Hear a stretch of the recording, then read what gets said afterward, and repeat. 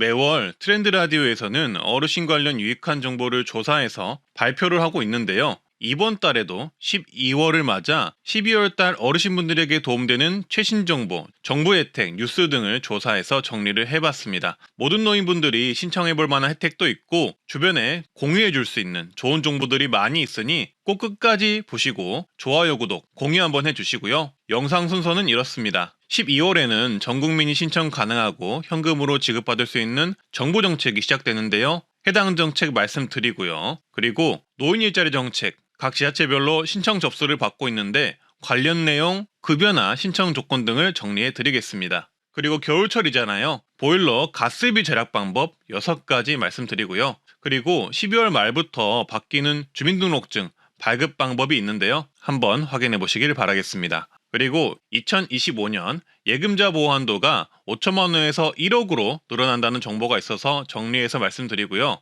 그리고 12월에 345만 가구가 건강보험료가 오른다는 소식이 있어서 해당 내용도 말씀드리겠습니다. 그리고 트렌드 라디오에서 새롭게 발굴한 65세 이상 혜택 소식도 말씀드리고요. 스마트폰 꿀팁으로 잘못 보낸 문자 메시지를 삭제하는 대박 방법도 공유해 드리겠습니다. 그리고 12월에 숨겨진 내 돈 받는 법이 있는데요. 정부가 이 돈을 돌려받게 도와주는 사이트가 있는데 이 내용 정리를 해드리고요. 최신 뉴스로 노인 운전 제한 대책, 페달 오조작 장비 지원 시범 사업 관련 뉴스가 있어서 말씀드리겠습니다. 그리고 바뀌는 2015년 노인 정책들과 65세 이상 혜택들이 있는데요. 2015년 65세 이상 주거 지원 정부 지원 정책 총정리를 해드릴 거고요. 교통비 지원금 정부 지원 그리고 지자체 혜택 총정리, 병원비 지원금 정부 지원 총정리 해드리겠습니다. 그리고 2025년 예산 발표를 통해 새롭게 바뀌는 노인정책 혜택 10가지도 정리를 해드리겠습니다. 꼭 한번 끝까지 확인을 해보시길 바라겠습니다. 모두 다 중요한 내용이니까요.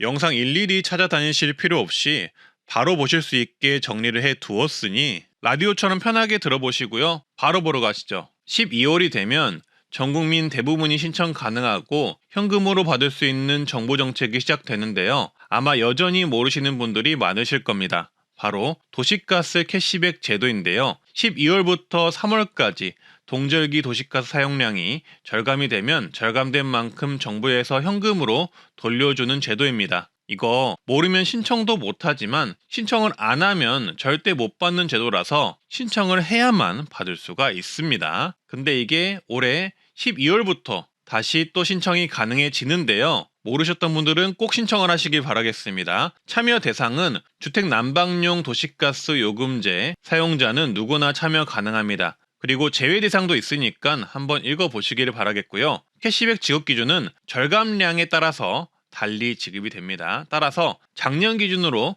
캐시백 지급되는 금액을 말씀드리겠습니다. 작년에 가스 사용량이 400이었던 분이 올해 가스 사용량을 15% 아껴서 340으로 줄였을 경우 이분 같은 경우 캐시백을 12,000원 정도 전액 현금으로 통장 입금 받을 수 있고요. 만약 10%를 아낀다면 4,000원, 20%를 아낀다면 16,000원 캐시백, 30%를 아낀다면 24,000원을 전액 현금, 통장으로 환급받을 수가 있습니다. 게다가 가스비 절감액은 덤이라고 보시면 되겠죠. 드디어 내년도 노인 일자리 모집 신청이 시작이 되었습니다. 노인 일자리 모집 일정은 지자체별로 다른데요. 빠른 곳은 지금 접수 중이니 일단 내가 사는 지역이 노인 일자리 모집하는지 빨리 가서 알아보셔야겠죠. 우선 영상을 통해 노인 일자리 종류, 급여 특징 등을 확인해 보시고요. 내가 사는 지역이 노인 일자리를 언제 모집하는지 한번 알아보시길 바라겠습니다. 이번에는 현재 모집 중인 지자체 사례를 통해서 이번 노인 일자리의 급여나 어떤 일자리가 있는지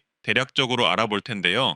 현재 모집하고 있는 지자체의 자료를 보면서 말씀드리겠습니다. 노인 일자리의 종류는 여러 개인데요. 각 종류별로 급여나 신청 조건, 신청 접수 기간이 다를 수 있는데 이 부분 꼼꼼히 체크해 보셔야 합니다. 사례 속의 지자체는 시흥시인데요. 이렇게 노인 공익활동의 경우 65세 이상 기초연금 수급자를 모집하며 월 29만 원, 평균 11개월 일합니다. 하루 3시간 일하며 한 달에 10일 정도 일한다고 보시면 됩니다. 기초연금 수급자분들에게는 이번 기회가 정말 좋은 기회인데요. 내년도 기초연금이 약 34만 원으로 확정이 되었는데 여기에 추가로 29만 원을 더 벌어갈 수가 있습니다. 만약 소득이 더 필요하신 분들은 노인 역량 활용 일자리를 신청하시면 가입하시면 기초연금 34만원 플러스 약 76만원을 매월 소득을 얻어가실 수 있습니다. 소득이 필요한 분들에겐 정말 좋은 기회라고 보시면 되겠죠. 절대 놓치지 마시길 바라겠습니다. 접수처는 행정복지센터 또는 노인 일자리 수행기관입니다. 그리고 다른 일자리의 경우 60세 이상 또는 65세 이상을 모집하는데요. 노인 역량 활용 일자리는 월 63만원을 지급하며 10개월 정도 일을 합니다. 급여는 여기에 추가로 주유수당이나 월차수당이 지급되어서 약 76만원 정도를 받을 수 있고요. 하루 3시간, 한 달에 20일 정도 일합니다. 그리고 나머지의 일자리의 경우 60세 이상을 모집하는 일자리도 있네요. 이처럼 일자리별로 접수처나 근무 방식,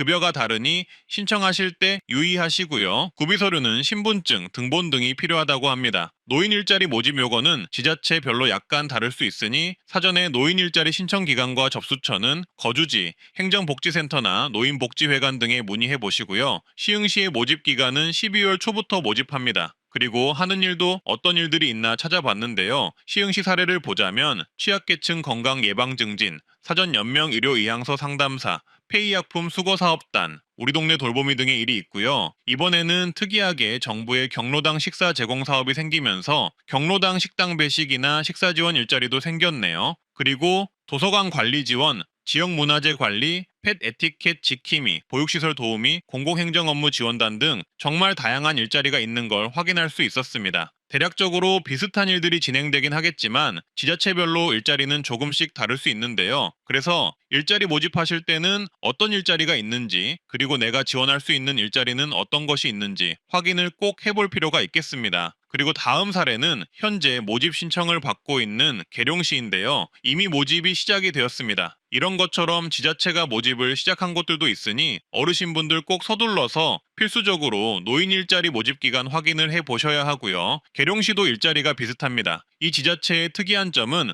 노인 공익활동 사업 대상에 기초연금 수급자뿐만 아니라 직역연금 수급자와 그 배우자도 모집 대상에 넣어줬네요. 보통은 군인 공무원 출신이나 그 배우자들은 노인 공익활동 사업에 포함되지 않는 경우가 많습니다. 그리고 대기자가 없는 경우에는 65세가 안 돼도 차상위 계층이면 참여가 가능하다고 합니다. 다른 지자체랑 조금은 다르죠. 이런 것처럼 지자체별로 선정 기준이 조금씩 다를 수 있으니 꼭 체크해 보시길 바라겠고요. 그리고 나머지 내용은 비슷합니다. 시장형 일자리의 경우 최저시급 약 1만 원에 인센티브가 추가 지급된다고 하네요. 계룡시의 노인 일자리 종류도 찾아봤는데요. 우리 동네 청소, 방역 활동을 하거나 도서 대여 및 반납 서비스 제공 및 금융범죄 예방 활동 등도 할 수가 있다고 하네요. 이처럼 지자체별로 모집 일정이나 신청 대상이 약간씩 다를 수 있으니 공고를 필수적으로 확인해 보시는 게 좋습니다. 말씀드렸듯이 이제 지자체별로 내년도 노인 일자리 모집 신청을 시작하는 곳들이 생겨나고 있는데요.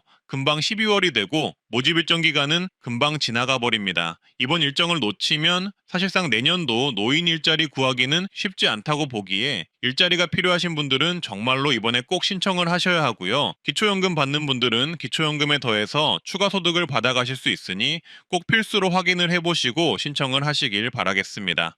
겨울철에 가장 무서운 건 추위와 이 난방비 요금일 텐데요. 아무 생각 없이 보일러 난방을 틀면 난방비 폭탄을 맞기 쉬운데요. 올해는 조금 더 절약해보고자 난방비에 대해서 공부를 해봤습니다. 일단 외출 모드는 진짜 잠깐 외출할 때만 쓰는 게 좋습니다. 난방비 절약을 위해 많은 분들이 외출 모드를 이용을 하시는데요. 근데 외출 모드는 동파 방지에는 유용하지만 따뜻한 실내를 유지하기에는 어렵다고 합니다. 왜냐하면 외출 모드는 보일러 제조사별로 다르지만 실내 온도가 8에서 10도 이하일 때만 보일러가 가동되기 때문입니다. 따라서 외출 모드로 해놓고 실내 온도가 급격히 내려가 버리면 다시 귀가했을 때 실내 온도를 올려야 될 수가 있는데요. 실내 온도를 1도로 올리는데 가스비가 7%가 더 든다고 합니다. 그래서 장기간 집을 비울 게 아니면 외출 모드 대신 실내 온도를 현재보다 2에서 5도 정도 낮은 상태로 해놓고 외출하는 게 훨씬 나은 방법이라고 합니다. 그리고 온수 모드는 이렇게 사용하면 좋습니다. 보통 보일러 온수 모드는 저중고 또는 1, 2, 3단계로 되어 있는데요. 저나 중단계 또는 1, 2단계에 놓고 쓰는 것이 가장 가스비, 난방비 절감에 유리하다고 합니다. 보일러 온수 온도는 기종에 따라 다르지만 30도에서 60도로 제어가 되는데요. 보통 가장 뜨거운 온수는 너무 뜨거워서 잘 쓰지 않기 때문에 가장 높은 온도를 해 놓으실 필요가 없고요. 또한 온도를 가장 뜨겁게 해놓고 샤워기나 세면대 수압을 강하게 틀어놓을 경우 가스비가 많이 소모가 된다고 합니다. 따라서 온수 모드는 내가 따뜻한 물을 사용할 때 적정한 온도 정도만 유지하면 되기에 저나 중단계 또는 1, 2단계에 해두시고 쓰시면 난방비 절약에 도움이 될 수가 있습니다. 그리고 가장 뜨거운 모드는 50도 이상이 넘어가면 오히려 화상 위험이 있으니 주의하시고요. 그리고 집이 단열이 잘 안 된다면 온돌 모드를 쓰시는 게 좋은데요. 단열이 잘 되는 집은 실내 온도 설정 모드를 쓰던 온돌 모드를 쓰던 집 환경에 맞게 쓰시면 되는데요. 하지만 외풍이 심하고 단열이 잘 안 되는 집은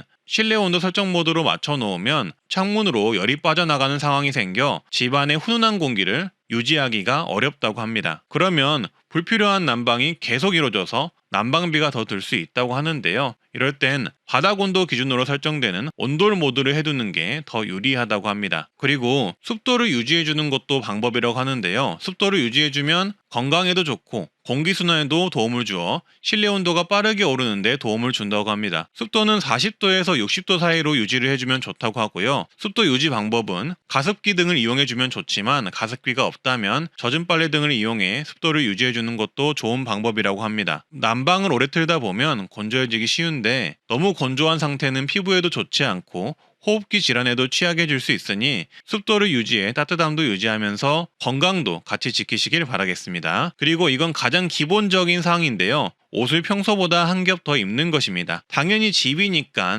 편하게 반팔이나 긴팔 한 장을 입을 수도 있는데요. 하지만 난방비 절감을 위해서 양말도 신고 슬리퍼도 신고 좀 더 따뜻하게 옷을 한 겹 더 입어주는 것도 하나의 기본적인 난방비 절감 방법이 될 수도 있다고 생각합니다. 그리고 또한 단열이 잘 안 되는 집의 경우 단열재를 붙여주거나 외풍 차단을 해주시면 좋은데요. 창문에 뽁뽁이를 붙이는 것도 방법이고 이렇게 쇼핑몰에서 문풍지 등을 구매해 외풍 차단을 해주면 실내 온도 유지에 도움이 된다고 합니다. 실제로 창문에 뽁뽁이만 잘 붙여도 2도에서 3도 정도 온도가 높아지는 효과가 있을 수 있다고 하니 이런 부분을 잘 활용해서 난방비 절감 효과를 얻어가시면 좋겠습니다. 그리고 저는 정책 유튜버니까 노후가 된 보일러 교체 관련 보조금 정책도 말씀드릴 텐데요. 간단히 말해서 노후된 가정용 보일러를 친환경 보일러로 교체할 경우 보조금을 받을 수도 있습니다. 보통 일반 가구는 10만원, 저소득 가구는 60만원까지 보조금을 받을 수 있고 일부 제품의 경우 저소득층은 무상으로도 교체가 가능하다고 합니다. 친환경 보일러는 노후 보일러 대비 연료율이 12% 정도 높아서 연료비 절감에 도움이 된다고 하니 노후된 보일러를 교체하실 땐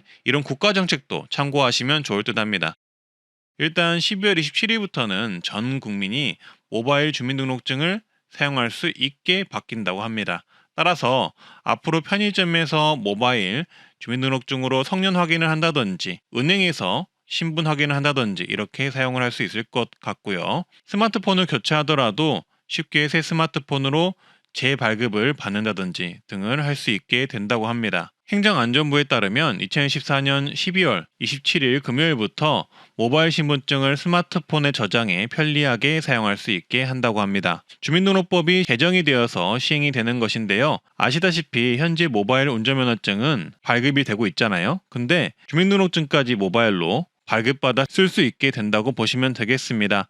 신청 방법은 두 가지입니다. 첫째, 읍면동 주민센터 방문하셔서 본인 확인하시고 신청하면 되고요. 두 번째, 실물 주민등록증을 IC 주민등록증으로 발급받은 사람은 휴대전화를 IC 주민등록증에 태그하면 모바일 주민등록증을 발급받을 수 있다고 합니다. 이 경우 휴대전화를 바꾸더라도 모바일 주민등록증을 재발급받을 수 있다고 하니 연세가 있으신 분들은 첫 번째 방법을 추천드리고 젊은 분들은 두 번째 방법을 이용하시는 게 편하겠네요. 이렇게 새롭게 도입되는 IC 주민등록증의 경우 IC 칩 내장이 된 상태로 나온다고 하고요.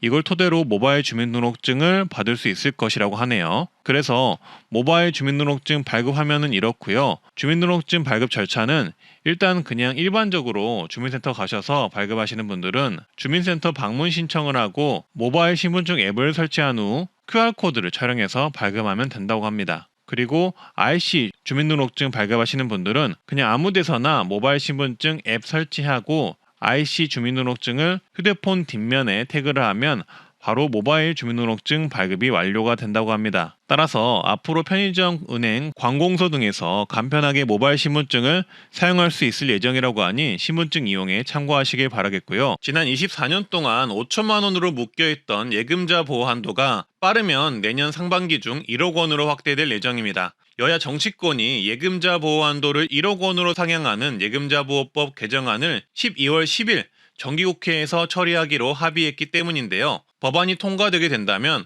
앞으로 통장 예금자 보호 한도가 1억 원으로 늘어서 영상 보시는 모든 시청자분들, 은행을 이용하시는 분들은 은행 이용이 좀 더 용이해질 것으로 보입니다. 그동안 통장 쪼개기 등을 통해 은행 예금을 하셨던 분들에게는 조금은 희소식이 될 전망입니다. 따라서 국회 정무위원회는 11월 25일에 예금자 보호법 개정안을 논의하고요.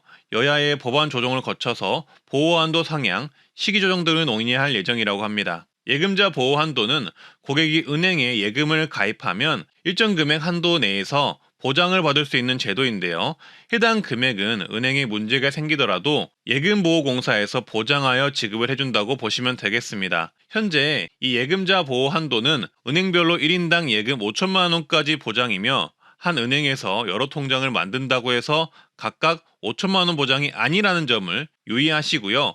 보장되는 금액은 원금과 이자를 합친 금액을 보장을 합니다. 이 부분도 유의하시면 되겠습니다. 각종 CMA 통장, 투자 상품 등은 보장이 되지 않는다는 점도 참고해 주시면 되겠습니다. 그래서 결론적으로 바뀌는 내용은 24년 동안 5천만 원까지만 보장을 해주던 이 예금자 보호 한도가 이제는 앞으로는 1억 원까지 보장이 되게 변경된다는 것인데요. 따라서 앞으로 예금자 보호 한도가 상향되면서 예금이 어디로 몰리는지도 알고 계시면 좋겠습니다. 1금융사 또는 금리가 높은 저축은행으로 옮길 것이라고 하는데요. 그래서 영상을 보시는 분들도 내 예금을 안전하게 지키면서 이자를 어떤 곳이 더 많이 주나 이 부분도 한번 고려해 보시는 게 좋겠습니다. 12월부터 건강보험료 지역가입자 약 142만 가구의 경우 건보료가 인상이 된다고 하는데요.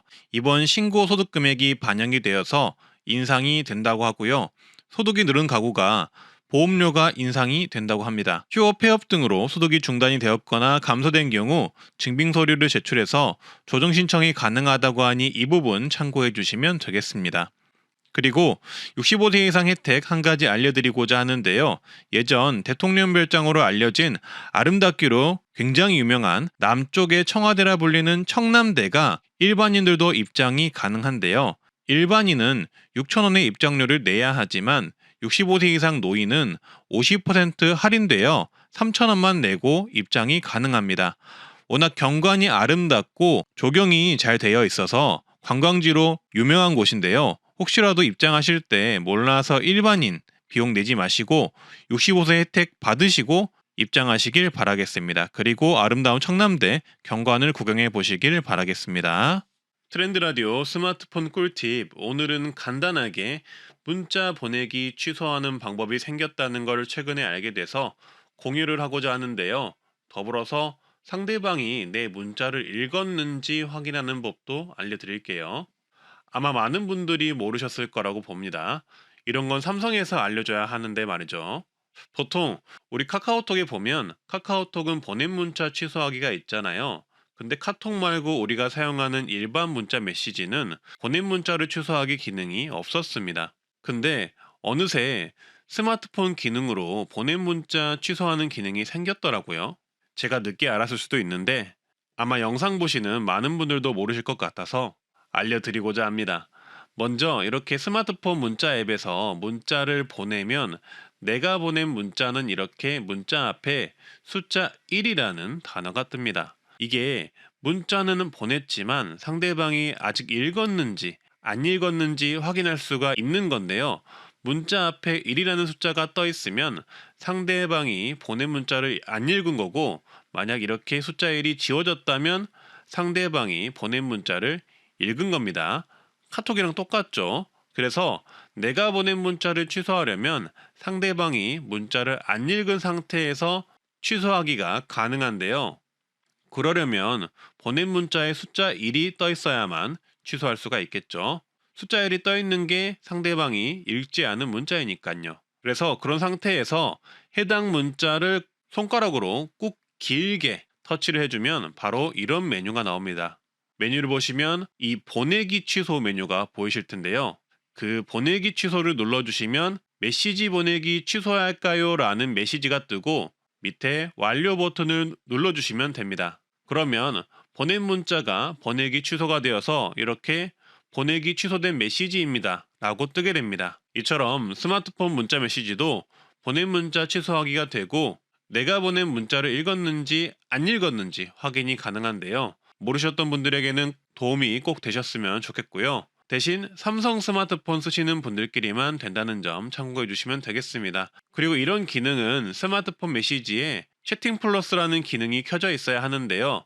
보통 대부분은 설정이 되어 있겠지만 만약 안 되어 있다면 설정을 하는 방법은 메시지 앱 상단 점 3개를 눌러서 메시지 설정에 들어가 주시고요. 여기에서 채팅 플러스 설정에 들어가시면 됩니다. 그리고 채팅 플러스 관리에 들어가 주시고요. 그리고 채팅 플러스 켜기를 눌러주시면 이렇게 채팅 플러스 기능이 켜집니다. 오늘은 이 스마트폰 꿀팁 배우기 컨텐츠 말씀드렸는데요. 도움이 되셨다면 주변에 공유 한번 부탁드리고요. 12월에는 전국민 현금 입금이 가능한 숨은 돈 찾기 서비스를 받으시면 좋습니다. 바로 내가 카드나 은행을 이용하면서 쌓인 포인트나 은행 잔액을 돌려받는 방법인데요. 포인트의 경우 현금으로 바꿀 수가 있는데 일정 기간이 지나면 사라져버리기 때문에 매년 버려지는 포인트가 1천억이 넘는다고 합니다. 따라서 이 영상을 보시고 지금 바로 따라하시면 나에게 숨어있는 돈, 포인트를 현금으로 즉시 입금 받을 수 있는데요. 한 3분만 투자하시면 됩니다. 네이버 검색창에 계좌정보 통합관리 서비스를 검색해서 들어가 주세요. 여기서 내 계좌 한눈에를 눌러보시고 본인 인증을 하시면 내가 그동안 까먹고 있던 계좌를 모두 해지하고 잔액을 입금받을 수 있는 서비스를 이용하실 수가 있고요. 오늘 해볼 것은 나에게 숨어있는 카드 포인트를 현금으로 입금받는 방법인데요. 메뉴 중에서 내 카드 한눈에라는 메뉴를 보시면 이렇게 포인트 현금화라는 메뉴를 보실 수가 있으실 겁니다. 이걸 눌러서 들어가 주시고요. 그리고 개인정보 동의해 주시고요. 본인 인증을 해주시면 됩니다. 그 다음 휴대폰 인증까지 해주시면 되는데요. 여기서 본인 확인하러 가기 누르시고 보안 문자 입력 누르고 확인을 눌러주세요. 그리고 본인이 사용하는 은행 선택하시고 휴대폰 번호 입력하시고 인증을 눌러주세요. 그 다음 인증번호 입력하고 인증 확인을 눌러주시면 됩니다. 그리고 포인트 현금화를 누르시고요. 넘어가서 상기 내용을 모두 확인하였습니다 누르시고 조회하기 누르시면 이렇게 4개 남은 포인트들이 나옵니다. 이 포인트들을 현금화시킬 수 있는 건데요. 저는 안 쓴 포인트가 30만원 정도가 남았네요. 그래서 여기서 전액 신청을 눌러주시고 현금화 신청을 눌러주세요. 넘어가서 현금을 받을 은행, 계좌를 입력하고 확인을 눌러주신 후 다음 단계로 이동하면 이렇게 현금화 신청 버튼이 생기는데 이 현금화 신청 버튼을 누르면 내 숨은 포인트가 현금화되어 계좌에 입금이 됩니다. 그냥 따라 하시기만 하면 되기 때문에 꼭 한번 따라해서 숨은 포인트가 있다면 사라지기 전에 꼭 현금화를 해 놓으시길 바라겠습니다. 경찰청은 최근 보도자료를 통해 생계형 고령 운전자 교통사고 예방을 위한 페달 5조작 방지장치 장착 지원 업무협약 체결 발표를 하였습니다. 쉽게 말해서 자동차에 첨단 안전장치 부착을 해주는 시범사업을 하겠다는 것인데요. 해당 장치의 주요 기능은 저속 주행 중 가속 페달 오작동 방지, 도로별 제한 속도 이상 가속 방지, 급가속 방지 기능이 있다고 합니다. 따라서 경찰청은 향후 군단위 기초지자체를 선정해서 시범사업을 진행하고 신청자를 모집할 예정이라고 하는데요. 70세 이상이면서 생업을 위해 운전을 해야 하는 주민들을 먼저 선정해서 지원할 예정이라고 합니다. 따라서 이렇게 고령자 운전 관련 초기 대책 관련 뉴스가 나왔다고 보시면 되겠습니다. 그래서 향후 이렇게 자동차 첨단 안전장치 설치 지원 관련 정책이 시행이 되면 영상을 통해 말씀드리겠습니다. 개인적인 생각으로는 이 시범 사업을 통해 관련 지원이 확대될 수밖에 없다고 보는데요. 왜냐하면 정부가 고령자의 운전을 제한할 방법이 크게 없고 관련 대책은 필수적으로 필요한 상황에서 다른 나라를 벤치마킹할 수밖에 없습니다. 옆 나라 일본의 사례가 가장 성공적인 사례일 텐데요. 일본은 2017년부터 고령자의 차량에 첨단 안전장치 부착을 장려하고 있고, 차량 구매 시 첨단 안전장치 부착 차량을 구매하면 혜택 등을 주고 있습니다. 따라서 일본처럼 이렇게 첨단 안전장치 부착 지원이나 혜택이 점차 늘어날 것이라고 봅니다. 또한 어르신분들의 운전면허를 제한한다면 정부나 정치권이 추가 대책을 내놓을 것이라고 보는데요. 결국 어르신분들에게는 교통수단이나 이동수단이 있어야 하기 때문입니다. 다음은 65세 이상 혜택 종합정리 내용입니다. 원하시는 분야의 내용을 한번 봐보시길 바라겠습니다.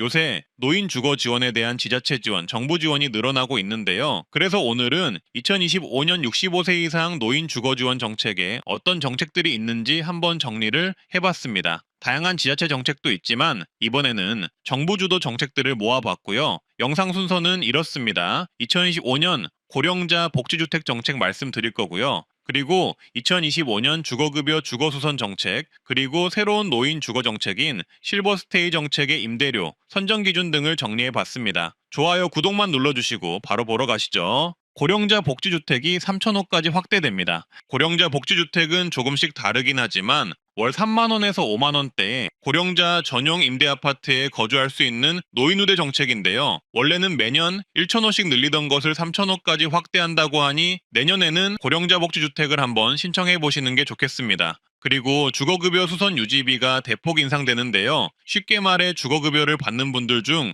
자가주택의 경우 집 수리비가 지원되는데 대폭 인상된다는 이야기입니다. 경보수는 590만원, 중보수는 1,095만원, 대보수는 1,601만원으로 확대됩니다. 어르신분들 참고해 주시고요. 최근 정부가 노인들을 위한 정책으로 신개념 주거지원 정책인 실버스테이 정책을 발표했는데요. 그래서 오늘은 최신 발표된 노인 주거지원 정책인 실버스테이 정책과 3만원에서 5만원 월세만 내고도 평생 거주 가능한 고령자 복지주택 정책을 같이 말씀드리겠습니다. 좋아요만 한번 눌러주시고 바로 보러 가시죠. 29일 보도자료에 따르면 정부는 고령자 민간 임대주택인 실버스테이 정책을 올해 내로 도입하겠다고 합니다. 노인들을 위한 민간 임대주택 정책으로 새로운 임대주택 공급 방안을 마련하겠다는 것인데요. 쉽게 말해 60세 이상을 위한 안전, 식사, 생활 지원 서비스를 제공하면서도 20년 이상 거주 가능한 공공지원 민간 임대주택을 마련하겠다는 것입니다. 자세히 한번 보겠습니다. 실버스테이는 시니어 주거 지원의 도입 필요성이 증가함에 따라 특화시설과 서비스가 제공되는 노인 임대주택을 제공하는 게 목적이라고 하는데요. 의료 지원, 체력 단련 시설, 식사 지원 등이 필수로 제공되는 방식으로 진행된다고 합니다. 입주 대상은 무주택자에게 우선 공급하고 자녀 세대는 유주택자도 입주를 허용하겠다고 하고요. 추가로 가족 동방어주가 가능한 단지도 조성을 할 예정이라고 합니다. 임대료는 초기에는 기존 시니어 레지던스 시세의 95% 이하로 임대료가 책정되어서 저렴하게 책정될 것으로 보이고요. 향후 임대료 증액 또한 최대 5%로 제한되는 방식이 될 것이라고 합니다. 또한 안전한 환경을 제공하는 노인 친화 인테리어가 설치될 것으로 보이는데요. 한국보건사회연구원에 따르면 현재 노인들의 거주 환경에서 욕실 미끄럼 방지 바닥재가 설치되었거나 화장실에 안전손잡이가 설치된 집은 각각 약 24%, 18%밖에 되지 않았다고 합니다. 실제로는 더 적겠죠. 근데 실버스테이는 이런 노인 친화 인테리어도 제공한다 하니 좋을 듯 한데요. 연내에 입법을 해서 추진을 한다고 하니 좀 더 구체적인 정책이 나오면 추가 영상으로 제작해 말씀드리겠습니다. 구독 한번 해주시고요. 그리고 다른 노인 주거지원 정책으로는 고령자 복지주택이라는 정책이 있는데요.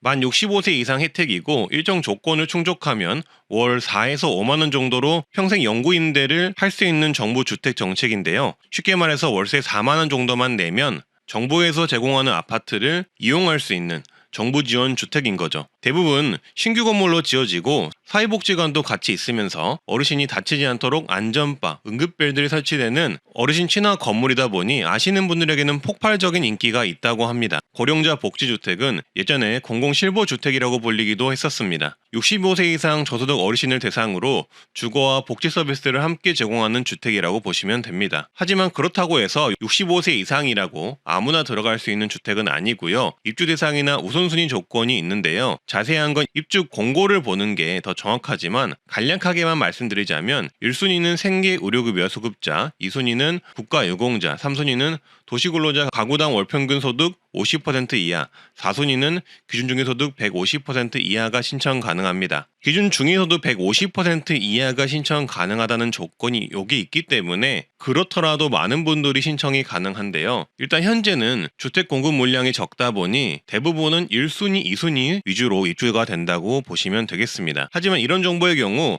아시는 분들만 알고 계시는 경우가 많고 내가 사는 지역에 고령자 복지주택이 있는지 지어지고 있는지 모르고 있는 경우가 많잖아요. 따라서 먼저 알고 계신 분들에게 유리하다고 보시면 되겠습니다. 일단 몰라서 지원을 못하는 경우가 정말 많으니까요. 따라서 이 고령자 복지주택이 어디에 있는지 알고 계시면 좋은데요. 고령자 복지주택이 현재 전국 현황은 전국적으로 약 7,500호 정도가 선정이 된 상태고요. 전국적으로 다양하게 공급이 되었고 현재 건립 중이거나 이미 지어져서 입주 완료가 된 지역도 많습니다. 따라서 내 지역에 이런 고령자 주택이 있는지 파악하는 게 정말 중요하겠죠. 이번 정부 들어서는 매년 1,000호씩 추가 공급할 계획이라고 하니 많지는 않지만 그래도 많은 관심을 가지고 어디에 이 고령자 복지주택이 지어지는지 확인해 보실 필요는 있는 것 같습니다. 제가 왜 이렇게 고령자 복지주택을 강조드리냐면 고령자 복지주택이 장점이 있어서인데요. 바로 사회복지시설이 같이 들어간다는 것입니다. 각각의 고령자 복지주택별로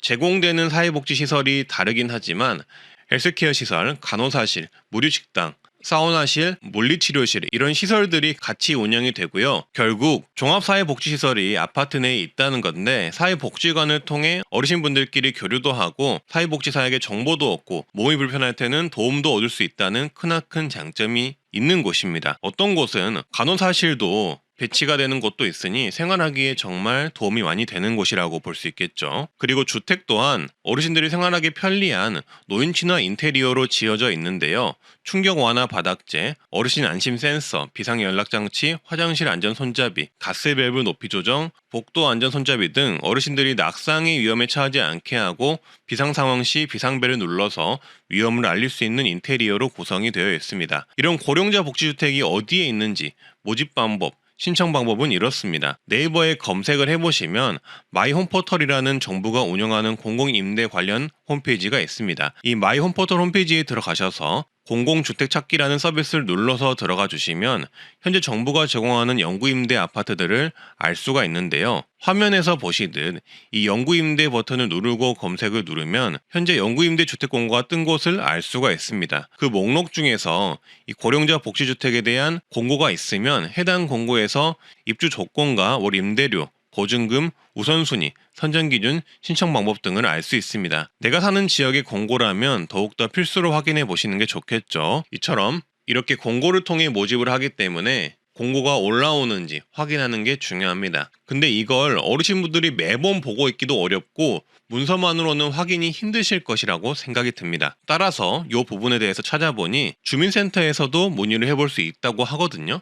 다만 고령자 복지주택은 전국적으로 건립된 곳이 상당히 적기 때문에 주민센터에 물어보실 땐 내가 사는 지역에 고령자 복지주택이 있는지 있다면 모집 공고를 언제 하는지 아니면 언제 건립할 예정인지 이런 내용들을 미리 확인하는 수준의 문의를 하실 수 있을 듯 합니다. 그리고 만약 고령자 복지주택이 주변에 있다면 모집 공고 예상 일정을 꼭 한번 파악해 두시는 게 좋겠습니다. 그리고 여러분들이 가장 중요하게 생각할 만한 매월 내는 월 임대료 입주 조건을 예시를 통해 설명을 해 드릴 텐데요. 지난 모집 공고를 보면서 말씀드리겠습니다. 군산에 있는 고령자 복지주택의 예시고요. 가군의 경우 임대보증금을 240만 원을 했을 경우 월 48,000원만 내면 되고요. 임대보증금을 최대로 했을 시 3만 원만 내면 됩니다. 가장 저렴한 월 임대료가 월 3만 원이에요. 그리고 나군의 경우 임대보증금 1,100만 원이면 12만 원 월 임대료를 내면 됩니다. 가군 나군을 나누는 기준은 해당 표를 봐주시면 됩니다. 그리고 다음 예시는 영암 남풍 고령자 복지주택입니다. 여기는 이렇게 저층에 사회복지시설이 들어가고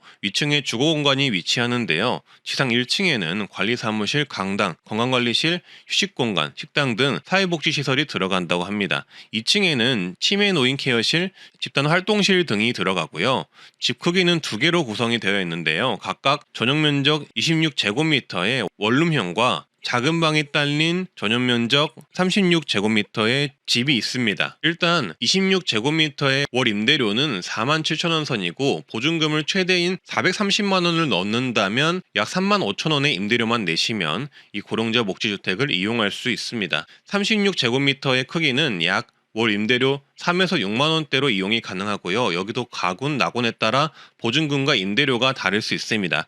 이처럼 전국 각지에는 다양한 고령자 복지주택이 있으며 어르신분들께서는 본인이 사는 지역에 고령자 복지주택이 어디에 있는지 혹은 어디에 공급 예정인지 파악하실 필요가 있습니다. 앞서 말씀드렸다시피 이런 고령자 복지주택은 전국에 분포하고 있으며 정부는 매년 1,000원씩 건립을 추진하고 있는데요. 그래서 다음은 현재 어떤 지역에 건립이 되나 고령자 복지주택 최근 선정 지역 현황을 말씀드릴 텐데요. 최근 고령자 복지주택 건립이 선정된 곳은 이렇습니다. 경기도 포천시에 노인복지관 버스 종류장이 있는 곳에 지어지고요. 강원도 화천군과 횡성군에도 지어지기로 결정되었습니다. 그리고 충북 증평군에도 이런 고령자 복지주택이 들어설 것으로 예정이 되어 있고요. 충남 홍성군, 전남 고흥군에도 교통시설이 가까운 곳에 고령자 복지주택이 지어집니다. 경기도 부천시에도 지어지네요. 그리고 경북 포항, 전북 부안군에도 지어지고요. 인천 계양구, 경기도 하남시에도 이 고령자 복지주택이 들어섭니다. 또한 2022년 자료를 보면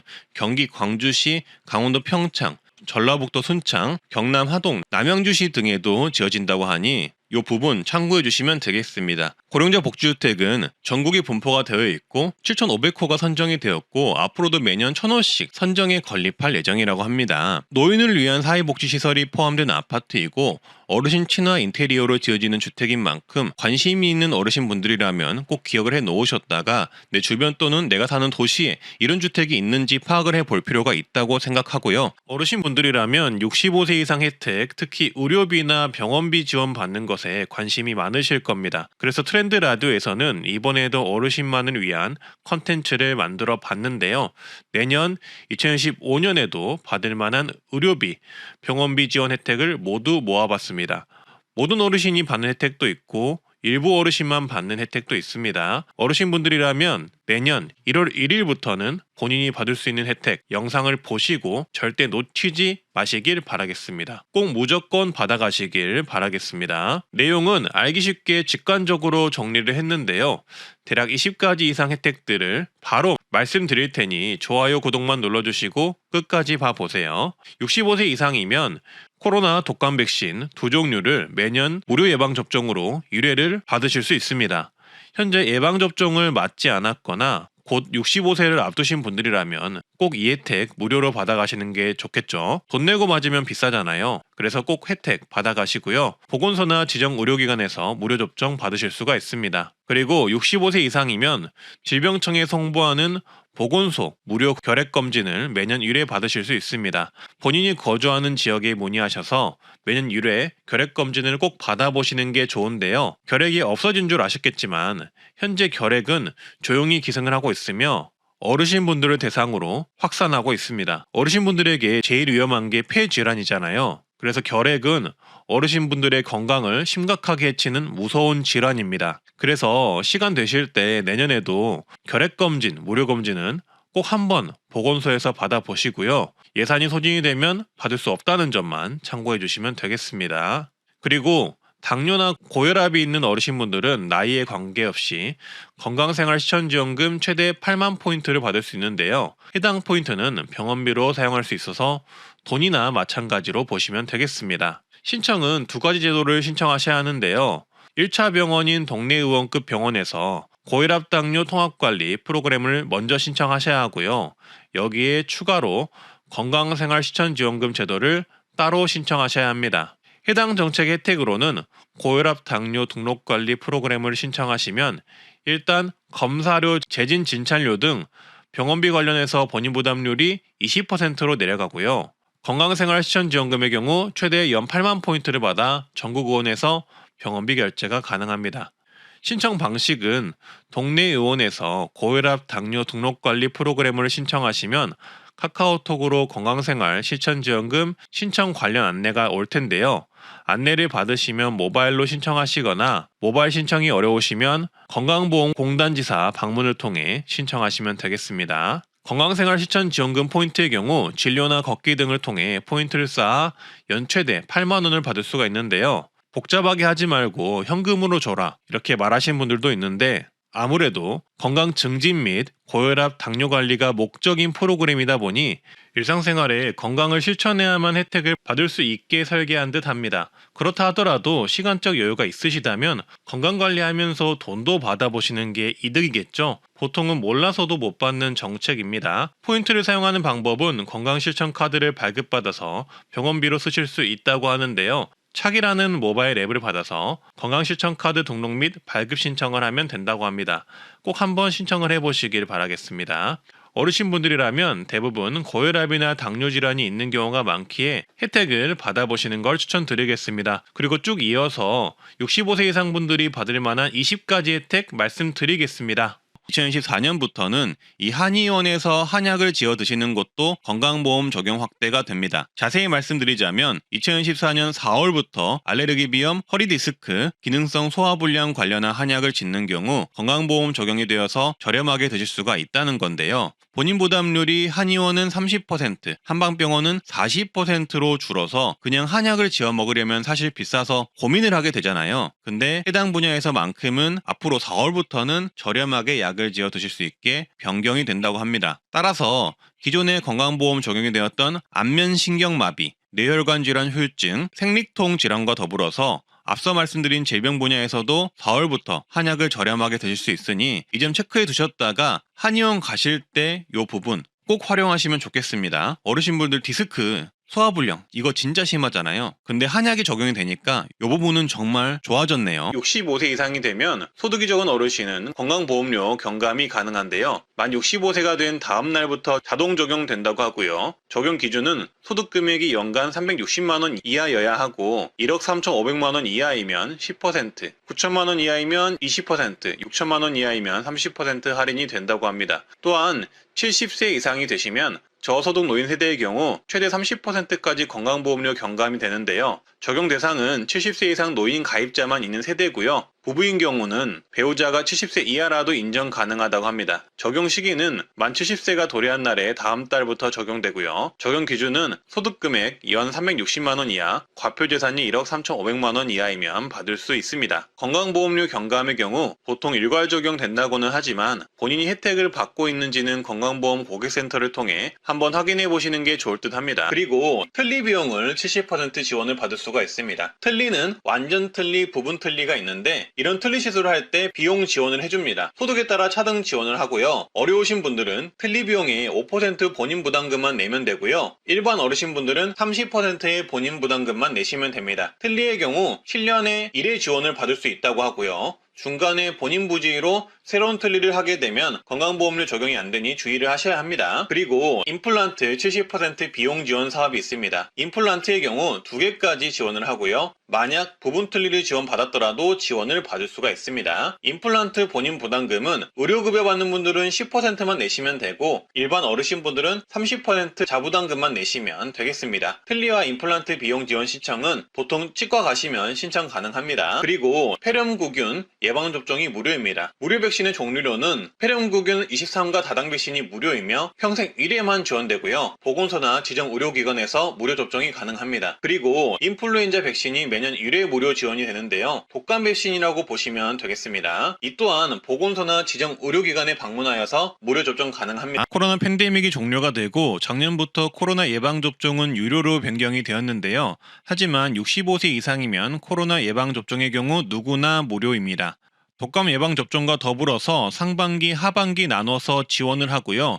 연 1회 지원을 하며 독감 백신과 함께 맞을 수 있습니다. 접종 장소는 보건소나 위탁 의료기관에서 가능하고요. 사전 예약 및 당일 접종도 가능하니 참고하시면 되겠습니다. 그리고 자녀가 부모님 의료비 공제를 할 수 있는 것 또한 어르신 혜택이니 알아두셨다가 자녀에게 이 부분 알려주시면 좋을 듯 하고요. 그리고 만 65세 이상 어르신의 경우 노인장기 요양 등급 신청이 가능한데요. 몸이 불편하신 어르신을 대상으로 신청이 가능하며 요양보호사가 직접 집에 방문해 어르신의 가사를 돕는 주간보호 서비스부터 요양원에 입소하는 비용까지 국가에서 85%에서 100%까지 비용 지원을 해줍니다. 건강보험공단에서 신청 가능하고요. 몸이 불편하신 어르신을 대상으로 지원하는 만큼 등급 판정을 받는 일은 쉽지 않다고 보시면 되겠습니다. 충북은 만 65세 이상 어르신의 경우 의료비 후불제 사업을 시범 운영한다고 하는데요. 의료비 후불제는 의료비 부담으로 제때 치료를 받지 못하는 취약계층 어르신분들을 위해 의료비 대납을 먼저 해주고 환자가 나중에 무이자로 장기 분할 상환하는 제도라고 합니다. 그래서 충북은 도내 만 65세 이상 기초생활수급자, 차상위, 보훈대상자, 장애인분들을 위해서 시범 운영을 한다고 합니다. 그리고 고혈압, 당뇨병 등록관리 사업 신청을 하시면 만 65세 이상은 본인 부담금 최대 월 5,500원을 지원받을 수 있는데요. 지역특화 사업으로 서울 성동구, 광주 광산구, 울산 중구, 세종시, 광명시, 남양주, 안산, 부천, 하남시, 동해시, 홍천군, 전북 진안군, 전남 목포, 여수, 장성, 경북 경주, 포항, 경남 사천시, 제주시에 거주하시는 분들이 이용 가능하다고 합니다. 그리고 고혈압, 당뇨병 지원금의 경우 지자체가 개별적으로 약제비를 지원해주는 경우도 있는데요. 함양구는 75세 이상 어르신에게 약제비를 질병당 월 5,000원, 최대 2만 원을 지원하며 신청은 보건소 방문해 신청하면 되고요.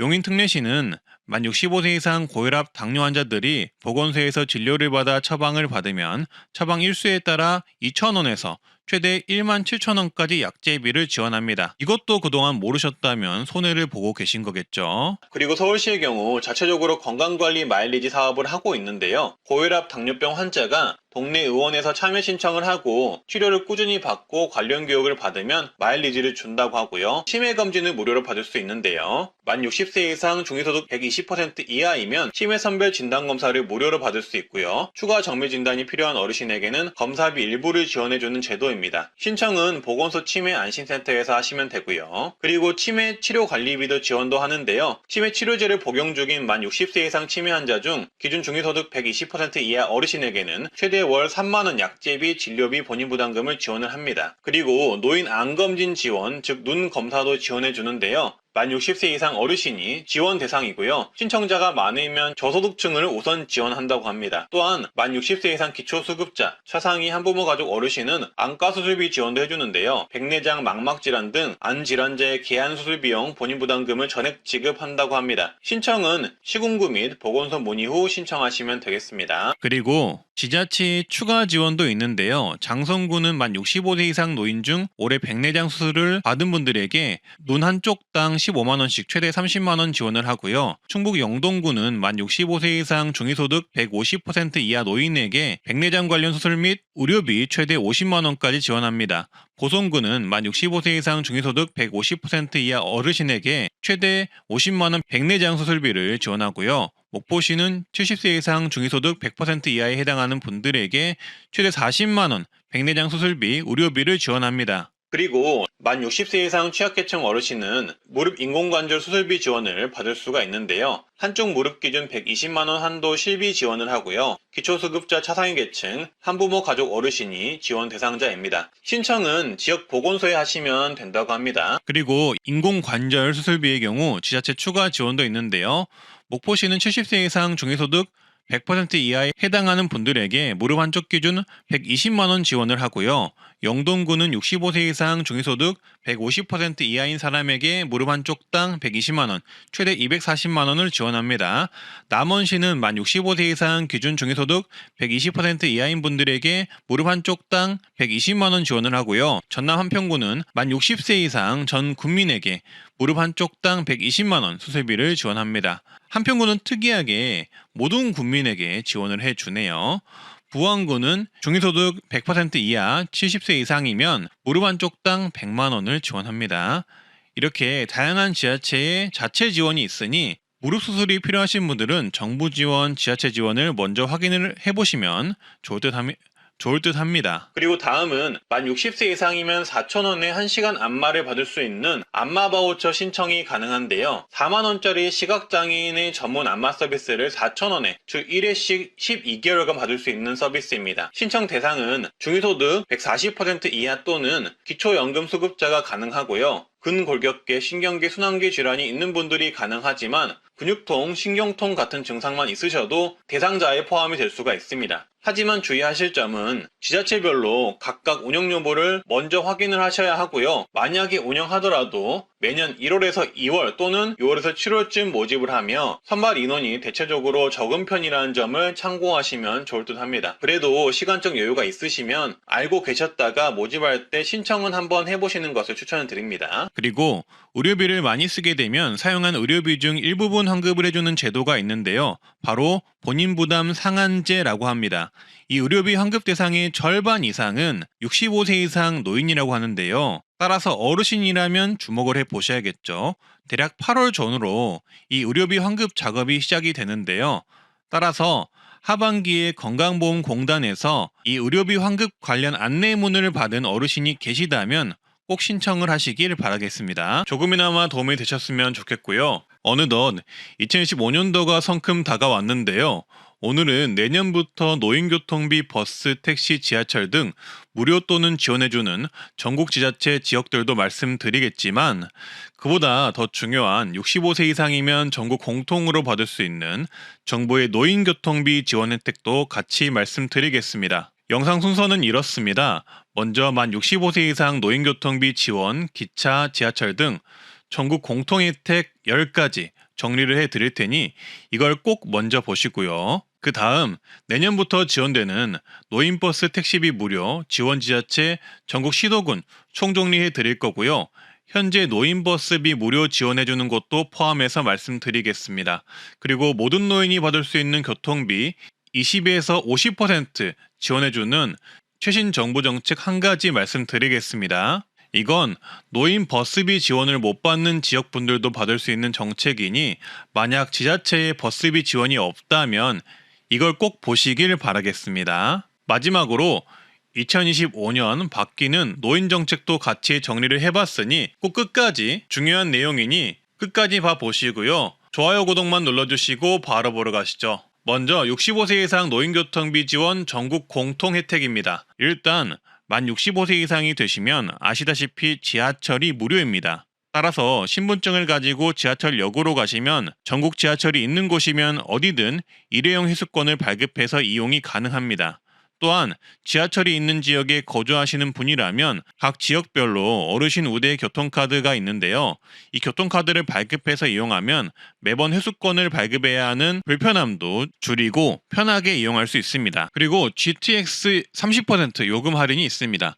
올해 개통한 GTX-A 노선의 경우 당초 경로 할인은 없을 거라 예상이 되었지만 개통 후 경로 할인 30%가 있는 것을 확인할 수 있었는데요. GTX-A는 수도권 광역 급행철도로 수소 동탄 구간 급행철도고요. 원래라면 버스로는 1시간 15분이 걸리던 구간을 이 급행철도를 타면 약 20분 만에 갈 수가 있다고 합니다. 따라서 빨리 이동하고 싶은 어르신이면 급행철도 경로 할인을 꼭 받으셔야 하는데요. 기본 운임 수소 동탄 요금 기준 4,450원이지만 만 65세 이상 노인분들은 30% 할인되어 2,950원에 이용할 수 있습니다. 이용 구간에 따라 요금은 달라질 수가 있고요. 30% 할인된다는 점만 기억하시면 되겠습니다. 그리고 만 65세 이상이시면 설, 추석, 명절, KTX, SRT 승차권 예매 시 하루 먼저, 즉 1일 먼저 예매가 가능합니다. 이 혜택 모르신 분들이 많으실 텐데요. 이렇게 설, 추석, 명절 승차권은 미리 공지가 되어서 예매가 가능한데요.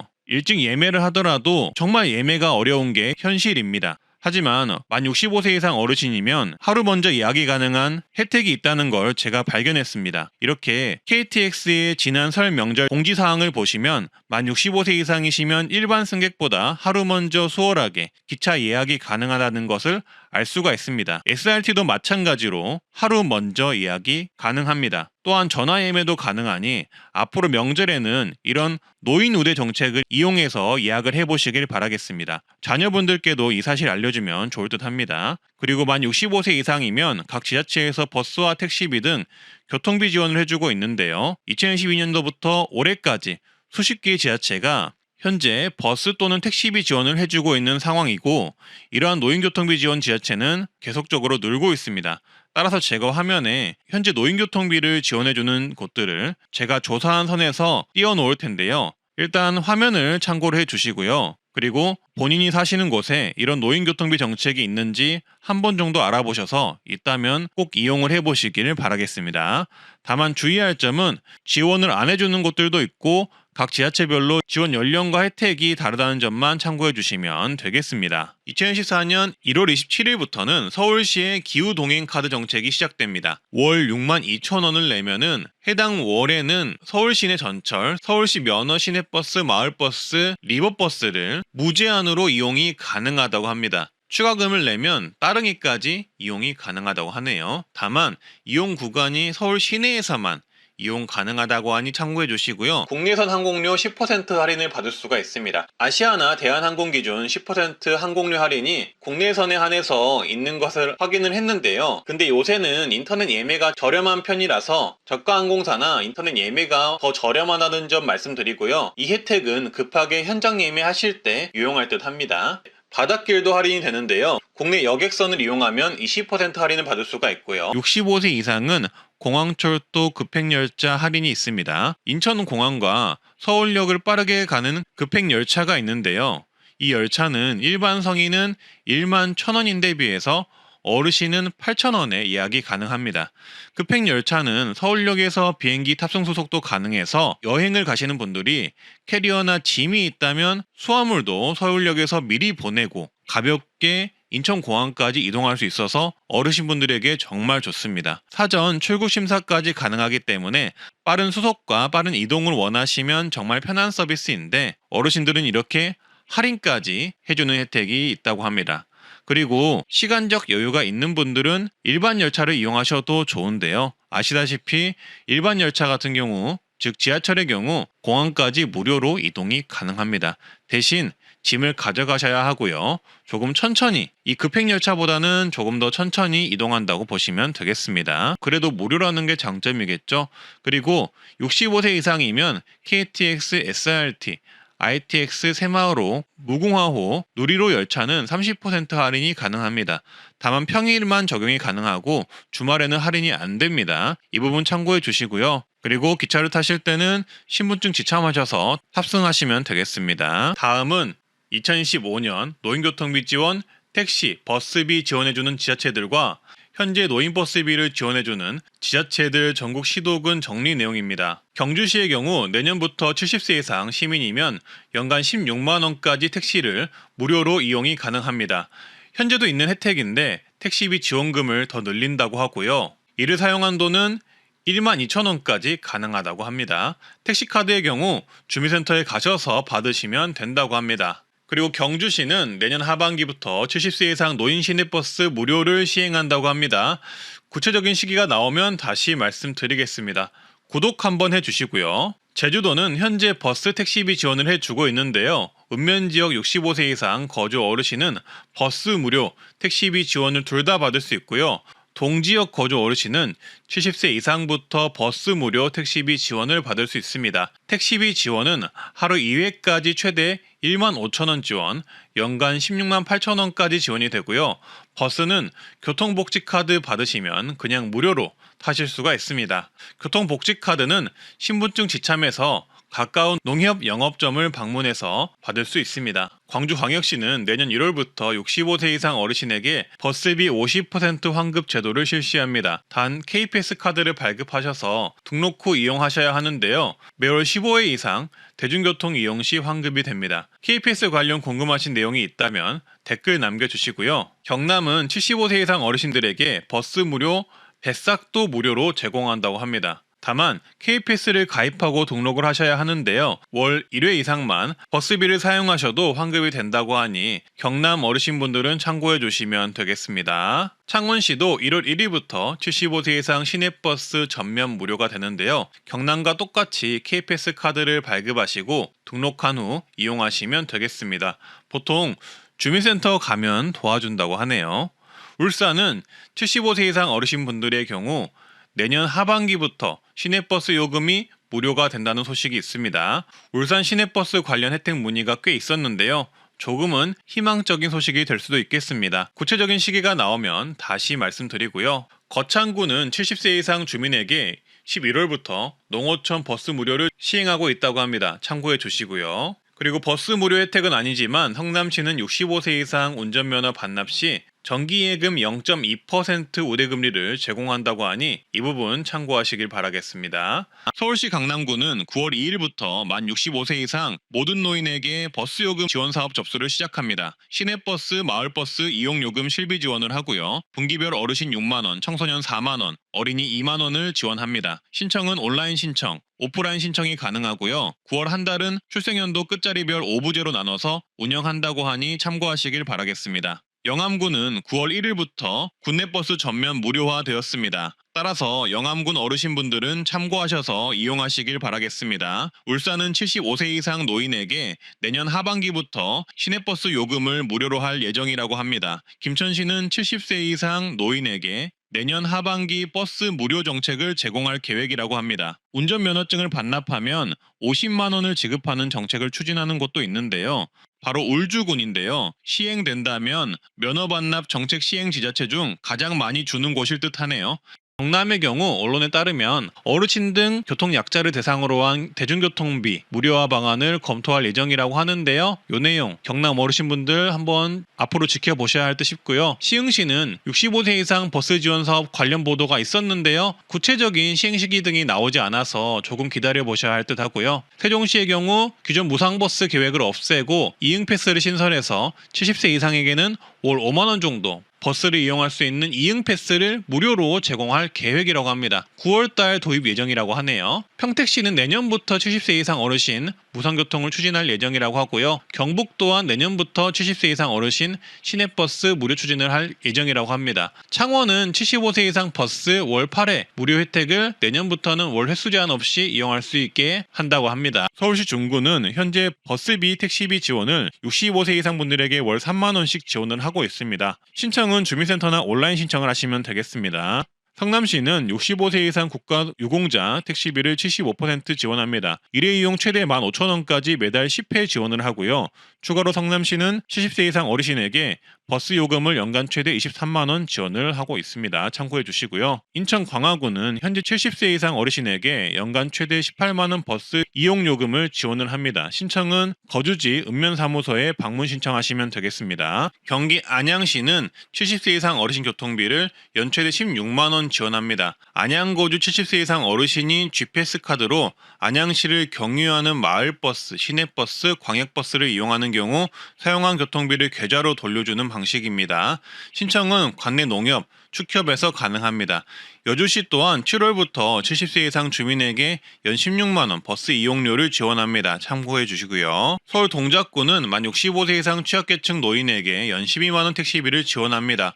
어르신 행복 콜택시 사업이라고 하고요. 신청 대상은 노인 맞춤 돌봄 서비스 대상자, 재가급여 수급자 등이 된다고 하네요. 군포시는 70세 이상 어르신 버스비를 연간 16만 원 지원하는데요. 신청을 농협에서 받고 있다고 합니다. 출생 연도에 따라 신청 가능 일자가 다르니 지정 일자에 신분증, G패스 카드, 농협통장 지참에서 지역 내 농축협에서 교통비 지원 신청하면 되겠습니다. 버스 이용을 하면 이용 금액만큼 환급을 해주고요. 분기별 최대 4만원, 연 16만원 지원받습니다. 인제구는 65세 이상 주민에게 1월 중순부터 시내버스 무료 교통카드를 지급합니다. 즉 버스비가 무료라는 건데요. 이 카드를 받으면 매월 30회 시내버스가 무료라고 합니다. 신청 방법은 읍면 행정복지센터 가셔서 어르신 복지교통카드 발급받으시면 되겠습니다.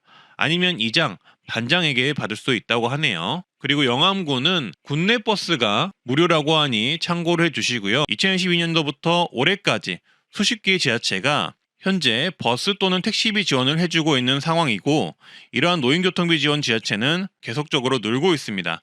따라서 제가 화면에 현재 노인교통비를 지원해주는 곳들을 제가 조사한 선에서 띄워놓을 텐데요. 일단 화면을 참고를 해주시고요. 그리고 본인이 사시는 곳에 이런 노인교통비 정책이 있는지 한 번 정도 알아보셔서 있다면 꼭 이용을 해보시기를 바라겠습니다. 다만 주의할 점은 지원을 안 해주는 곳들도 있고 각 지자체별로 지원 연령과 혜택이 다르다는 점만 참고해 주시면 되겠습니다. 그리고 다음으로는 현재 KPS라고 버스비 등 교통비 20%에서 53% 환급되는 전국민 교통비 정부 지원 정책이 5월 1일에 시작이 되었는데요. 기초수급 차상위 등 저소득 어르신은 53% 교통비 환급 정책이 있으니 요거 꼭 활용을 하시고요. 인천의 경우는 만 65세 이상이면 환급이 30%가 된다고 하니 어르신분들은 참고하셔서 요거 KPS 가입하셔서 이용을 하시길 바라겠습니다. 그리고 내가 사는 지역이 노인버스비, 교통비 지원을 하고 있는지 도저히 모르시겠다 싶으신 분들은 댓글로 내가 사는 지역과 노인버스비 시행 여부를 문의를 주시면 제가 답변을 드리도록 하겠습니다. 다음은 2025년 바뀌는 노인정책 10가지입니다. 이것까지 보고 마무리하시면 되겠습니다. 노인 전용 평생교육 바우처가 신설됩니다. 연 35만원 교육을 받을 수 있는 바우처라고 보시면 됩니다. 8,000명까지 지원을 해준다고 하는데요. 이 바우처 나오면 바로 영상으로 만들어 말씀드릴 테니 구독 한번 눌러주시고요. 그리고 고령자 복지주택이 3,000호까지 확대됩니다. 고령자 복지주택은 조금씩 다르긴 하지만 월 3만원에서 5만원대에 고령자 전용 임대아파트에 거주할 수 있는 노인우대 정책인데요. 원래는 매년 1,000호씩 늘리던 것을 3,000호까지 확대한다고 하니 내년에는 고령자 복지주택을 한번 신청해 보시는 게 좋겠습니다. 그리고 노인 일자리가 110만 개로 확대됩니다. 노인 일자리는 어르신분들의 소득을 증대시킬 수 있는 아주 좋은 일자리로 정말 강력 추천하는데요. 내년에는 일자리가 더 늘어난다니 꼭 신청하시길 바라겠습니다. 모집 일정이 11월 말 또는 12월 초에 올라오니 제가 공지해드리도록 하겠습니다. 먼저 자활근로 인원이 확대되고 급여 또한 3.7% 인상됩니다. 그리고 추가로 탈수급을 하면 최대 150만 원의 자활 성공금이 신설됩니다. 그리고 환경 민감 계층에게 환경보건 이용권을 1인 연 10만 원 지급하는 정책이 새로 생겼습니다. 수급자, 차상위 중 어린이, 노인, 임산부 1만 명 대상으로 지원하고요. 환경성 질환을 치료하는데 쓸 수 있는 지원금이라고 보시면 되겠습니다. 그리고 저소득 근로자의 생활안정자금 지원도 3.6만 명으로 확대됩니다. 생활안정자금은 1인당 최대 2천만 원까지 융자할 수 있는 정책입니다. 또한 통합문화 이용권이 14만 원으로 인상됩니다. 문화누리카드라고도 불리는데요. 기초수급자, 차상위계층을 대상으로 영화를 보거나 문화예술, 여행, 체육활동에 쓸 수 있는 카드라고 보시면 되겠습니다. 그리고 임대주택이 확대됩니다. 정부는 역대 최대 25만 호, 공공주택을 공급해서 서민 주거 안정을 지원한다고 하니 내년에 임대주택 신청해 보셔도 좋겠습니다. 생계급여가 4인 가구 기준 183만 원에서 195만 원으로 약 11만 원 정도 오를 예정입니다. 여기에 추가적으로 부양 의무자 예외 적용 기준 완화로 3만 가구가 생계급여를 더 받을 것이라고 하는데요. 부양 의무자 예외 적용 소득이 1억 3천만 원으로 확대되고 재산은 12억 이하로 확대, 노인 근로소득 공제가 플러스 20만 원으로 확대됩니다. 의료급여 또한 부양 의무자 기준이 완화가 되어 3천 명 정도가 신규로 의료급여를 받을 수 있을 예정이라고 합니다. 따라서 지금까지 의료급여, 생계급여 못 받으셨던 분들은 내년에는 지원 대상이 늘어나기에 꼭 재신청을 해보시길 바라겠습니다. 그리고 주거급여 수선 유지비가 대폭 인상되는데요. 쉽게 말해 주거급여를 받는 분들 중 자가주택의 경우 집 수리비가 지원되는데 대폭 인상된다는 이야기입니다. 경보수는 590만 원, 중보수는 1,095만 원, 대보수는 1,601만 원으로 확대됩니다. 어르신분들 참고해 주시고요. 여기에 추가로 기초연금이 단독가구 약 34만 4천 원으로 월 지급액이 만 원 정도 늘어납니다. 부부가구의 경우 계산을 해드리자면 34만 4천 원 곱하기 2명을 하면 68만 8천 원이고요. 여기에 부부가액 20%를 하면 내년 2015년에 부부가구 기초연금은 약 55만 원이 됩니다. 기초연금의 경우 여기서 약간의 조정이 될 가능성이 있다는 점 참고만 해주시면 되겠습니다. 오늘은 이렇게 내년부터 바뀌는 노인교통비 정책, 노인 정책들을 말씀드렸는데요. 조금이나마 도움이 되셨으면 좋겠고요. 항상 트렌드 라디오는 어르신분들을 위한 정책, 혜택 발굴에 힘쓰고 있습니다. 좋아요, 구독, 주변에 공유 한 번만 해주시고요. 오늘도 좋은 하루, 건강한 하루 되세요. 감사합니다.